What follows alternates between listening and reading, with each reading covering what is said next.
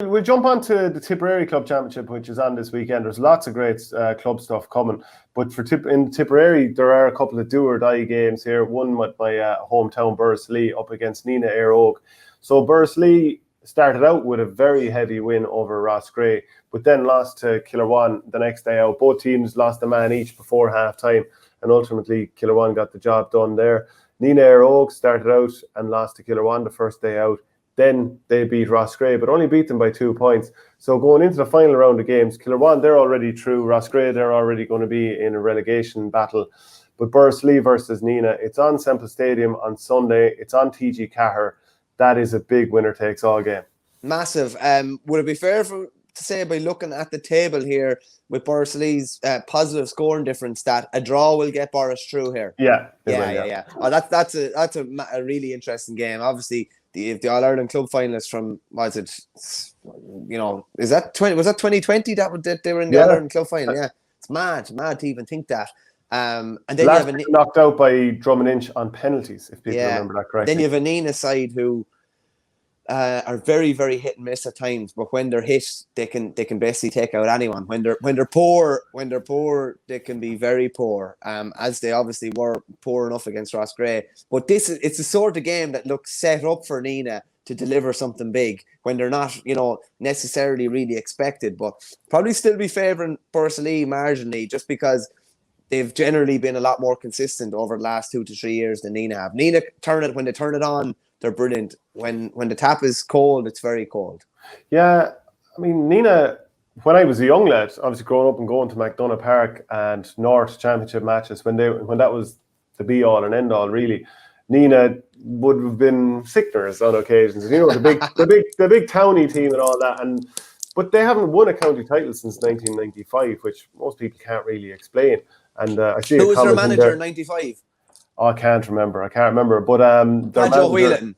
Was it? Yeah. Padjo has county titles with Nenagh and Tumivara, as well as all the ones county and Leinsters and All Ireland's with Bork. It's nuts.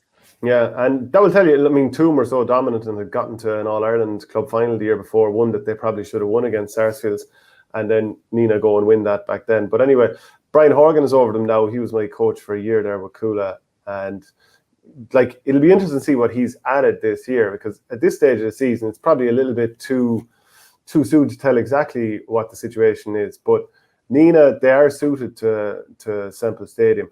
Last year, they came up short in the county semi-final, but they did knock out Thurles in the quarter-final. I think it was the quarter-final. Jake Morris had a hat-trick scored early doors. And what a class act he is, and what a tough job it's going to be for one of the Borris defenders. My guess would be Ray McCormick might go on him. Is Dan McCormick going to be fit? He took a blow and had to go off the last day. Tommy Ryan Foot, that nickname that I love. Tommy Toe, as he was referred to when he was a child, because his father is John Ryan Foot, who's going to come in for him. Then Brendan Maher was a little bit quiet the last day out against Killerwan. He'll be looking to get into the game a little bit more. Eddie Ryan is this new name now coming through for Borris-Ileigh. Beautiful striker of a ball, very steady free taker. And then will James Devaney, will he produce a bit more than the last day? He got a goal, but otherwise quiet. And Conor Kenny scored 4 or 5 from play in the second half. He was class. But Borris need to put it together for 60 minutes, because the last day out, missed 2 goal chances early on, gave Killerwan a bit of give him a bit of encouragement, I suppose, for missing chances, and Killerwan raced into an 11 points to 3 lead. Whereas Nenagh, Dara Quinn has been an injury issue lately. You might remember him on the Tipp panel there for a while. I think he was actually playing full back, but he came off early with a rib injury. Barry Heffernan will be the main man in the defence, and then there's the Heffernans in the forward line. So you can actually see why TG Cahir went for this game, can't you? No, it's a very, very good game. It looks like a very, very good game on paper.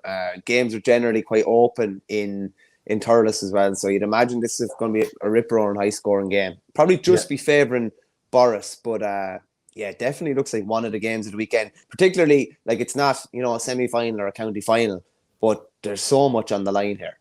Yeah, that's what you want, and that's why people are happy to move, to sort of marginalise to some degree the divisional championship. Some people are very upset by that, and you can understand that too, because everyone wants an opportunity to win their competition and not just go down the grades and not feel like they can compete against the best teams. But anyway, that's the point on that. The other winner takes all game, there are a few, and a couple of the groups are very, very good. But JK Brackens against Lockmore, that's Friday night at Semple Stadium. that's another bit of a winner takes all. Kildangan are guaranteed to go through. McCarthy Borris, they're at the bottom of the group and guaranteed to be in relegation trouble. But Lockmore against Brackens. Seeing the McGraths there, Eamon Corcoran, he's over JK Brackens. We had 4 sidelines been thrown over the last day for JK Brackens. It should be a good game. Like Lyndon Fairbrother, you might remember him for the Tipp Miners a few years ago. Shane Burke still playing, and obviously Paddy Cadell. Sure, they're right on top of each other as well. Sure, all the McGraths, all Lockmore, they would have all went to school in Our Ladies in Templemore, and there would have been guys there. Lyndon Fairbrother's team, did they win a Harty or an All-Ireland a couple of years ago? It might have been actually a year after him, but there would have been loads of Lockmore lads on that team as well. All the McGraths would have went to school in Templemore, so that's going to be an interesting game. And the Brackens have consistently improved in the last couple of years. They were very steady last year, and now it looks like they're ready to kick on and try and take a scalp. And if they were to knock out Lockmore, that'd be a huge scalp. Yeah, they drew with Kildangan in the group stages last year before Kildangan went on to finally win their first county title.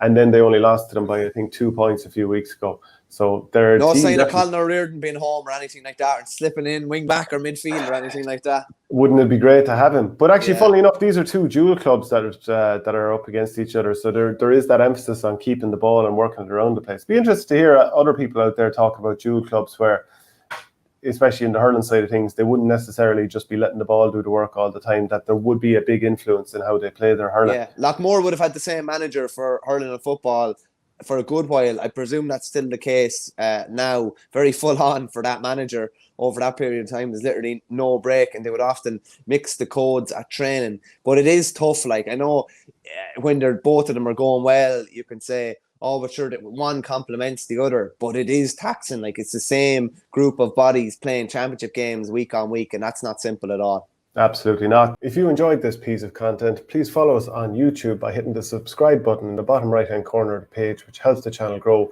And if you want audio podcasts, go to patreon.com/ourgame.